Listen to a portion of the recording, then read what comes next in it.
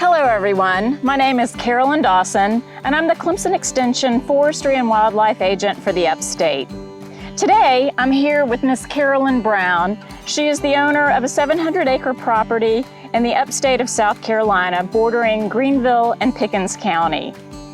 Today, Miss Carolyn, let's talk about management plans. So management plans are made up of several components, and one of the first and foremost in my mind that's most important is a landowner's objectives. So if you had a management plan written, one of the first things that person would ask you or would go in the plan is, what are your objectives? So what are your objectives for your property?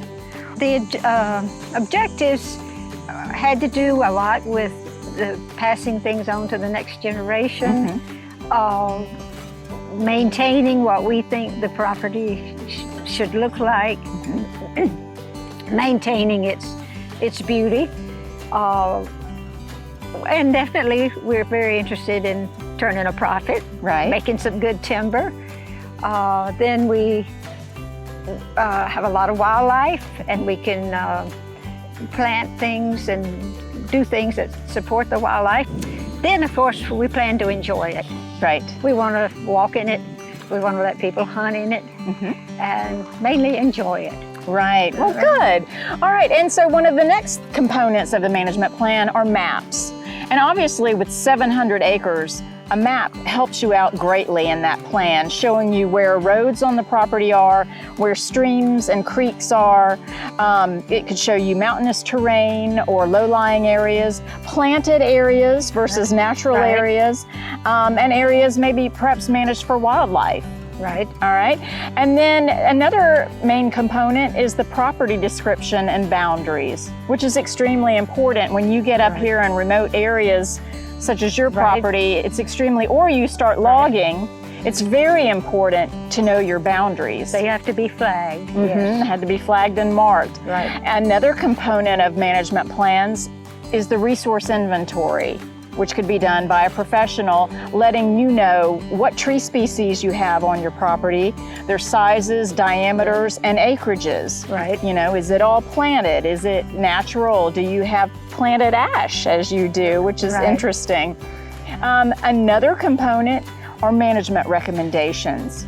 So yes, you need those to be stand specific in a management plan. So they will give you stand specific recommendations. So for that planted pine, when you should thin it.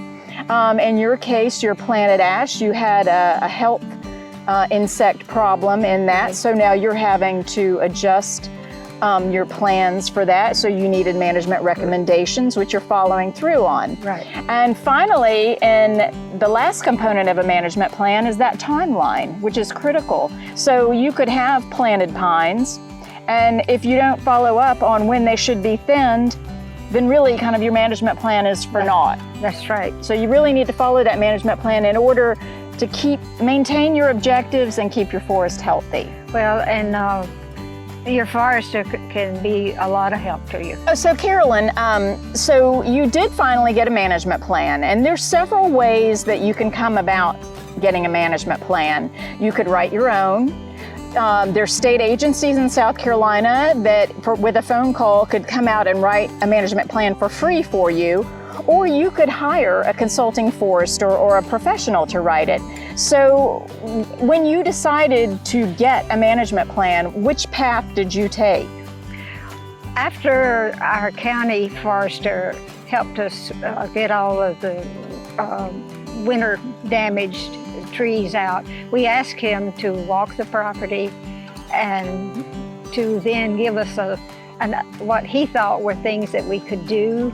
Recommendations, and just to kind of got us started thinking about what we wanted to do.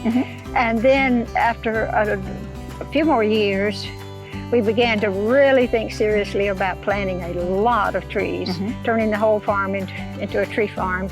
And we hired a private forester, and he helped us figure out what kind of trees would do best on each site.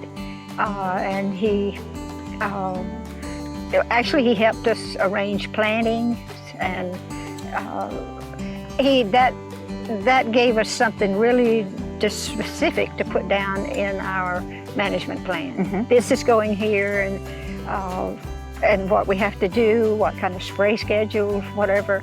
And he helped us sort of finalize a lot of it we did on our own, but he helped us finalize our plan, and then we had a track to follow. Perfect.